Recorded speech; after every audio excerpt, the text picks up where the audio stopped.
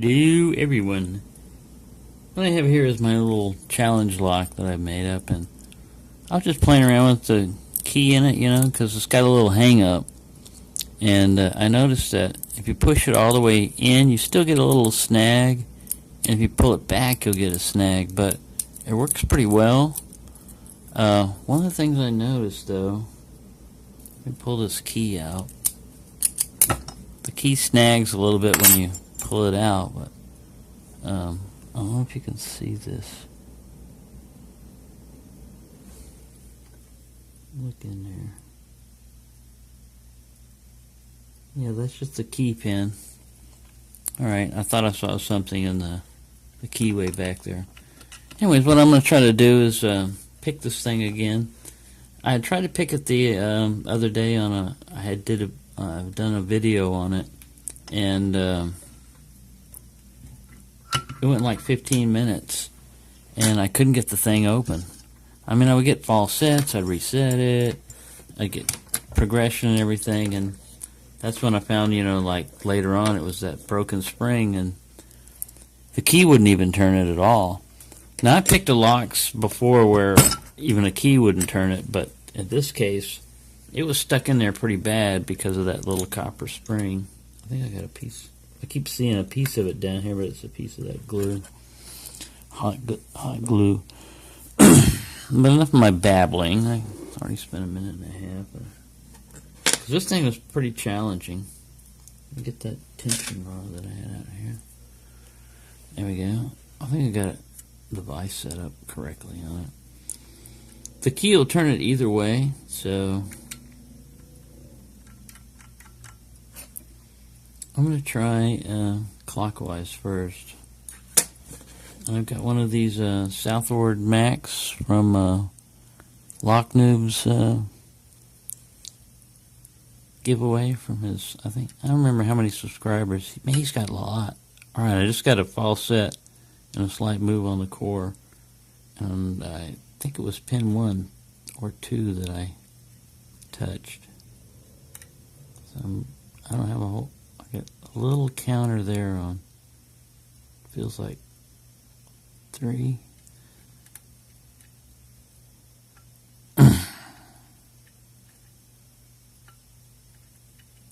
I kind of go slow in these just to kind of like feel the stack first. I see other people can go in there.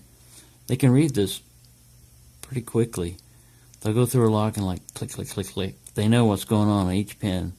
Me, I like to just walk in there and kind of like probe first, like like it is this explosive trap. Then I get a little bit faster. I come back and I'm just testing each stack a lot of times. Ooh, I got a click right there on like pin 2. Let's see if pin 1's got any secrets. I think it's kind of like stuck. Sometimes you can't tell whether you're pushing up on the tension rod. Pin 1 is like frozen in place, and that's where it was the problem last time. Pin 1 was stuck, so I gotta mess with him, and it's solid, man. It's like bend your pick, stuck. There we go. I think I was pushing up on the warding a little bit on that one, because this is kind of semi. I think it's a Schlage type of keyway. I'm not sure it's a Corbin type of key.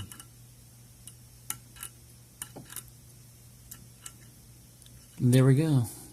I mean, that's what usually happens. There we go. Ooh, look at that false set. No, I know what I've got in here. The problem is, if I get this thing open, and I'm getting a little ahead of myself, I had to readjust my tension wrench there. I haven't gotten it open yet, but if I do, you're going to see something here. There's a good possibility you're going to see something here that I talked about before, because I've got all kinds of little tricks in this lock. So far, it's a pretty fun lock, man. I got to see what's hanging this up. Ooh, a pin fell off. I took this thing off over here and had it sit over here, and it fell over on its own. Alright, so I'm at 5 minutes. That's pretty good. I don't want to rush this false set because that's more movement than I've gotten off this last time. Like I said, with pin 1 frozen, I got a false set off of like 3 or 4, and then I couldn't get past pin 1. Pin 1 was like solid, and I went, oh, okay, it's either set or I don't know. But I kept going back, and after 15 minutes, I kind of figured, like, let me try the key. Let me check and see if even the key will turn it. And no, the key wouldn't even go in because pin 1 was frozen in there by that spring. But with this thing having the being a threaded top and everything with set screws, all I had to do was pop out pin 1 set screws and figure out what was going on. I went to pull, after I got the cap, you should see a spring, and I saw a spring, or at least part of a spring, and I went, what? And there was a serrated pin in a serrated core with a piece of copper spring that I cut so that it would fit, the stack just right, and turned out there was a big enough gap, I guess, for that spring.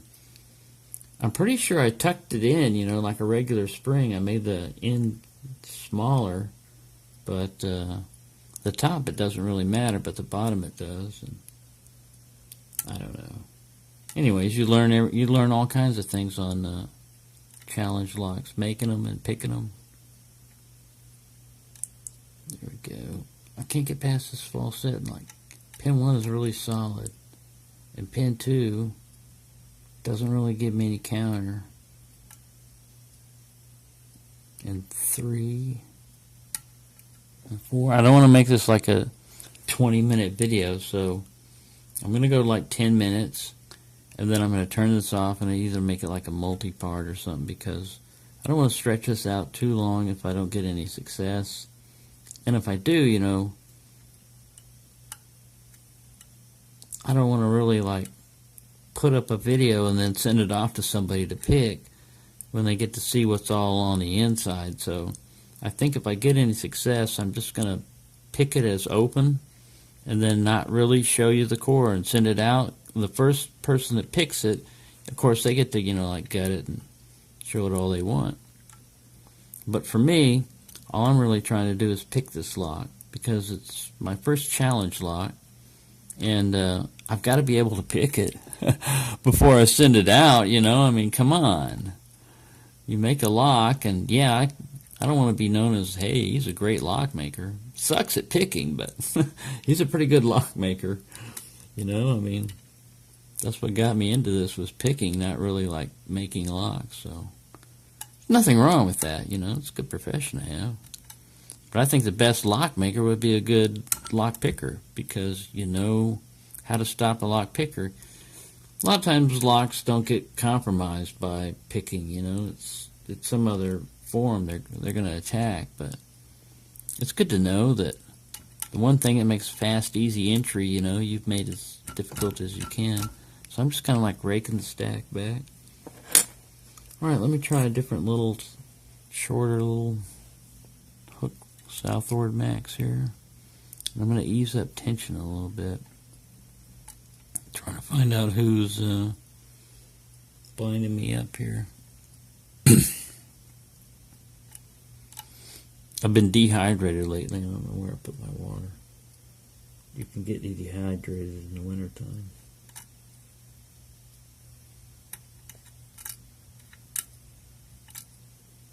Hear all that crunching? Some of that's in between the pins, but every one of these pins feel set. I'm getting no feedback from anybody. Let me try pin 1 again. Pin 1 seems good. It's a very odd and strange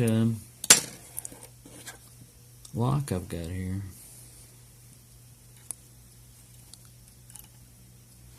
Really, if it wasn't for the time limit thing, I would just keep going and going with this, because that's what I do with locks, you know? I mean, if I got time, I'm going to sit here, especially if it's like entertaining me like this one is. I'm not just going to give up, because I'm just going to have dreams about it, you know, like, oh, maybe you should try this or that. Like, shut up. I need to get some sleep. All right, so, ooh, I felt something back there in the middle. I was just pulling this pick back and feeling the tension in the wrench. I know I'm using my thumb on this instead of my finger like I normally do, my index finger, but I've been having a problem before with tension rods flying out, so I want to make sure these suckers are secure. I might even do the 3-finger method. You got your thumb and your top finger and the other one here. It's really good for counter rotation, because these are dead core locks usually, but they will spring back if you release tension. I'm not getting anywhere. I'm probably reaching, it's 11 minutes, so let me go down the stack one more time. I don't think I'm going to get that lucky. I'll stop the camera and get me some water anyway. So there you go, pretty good lock. I don't know how I'm going to hold this and get water at the same time.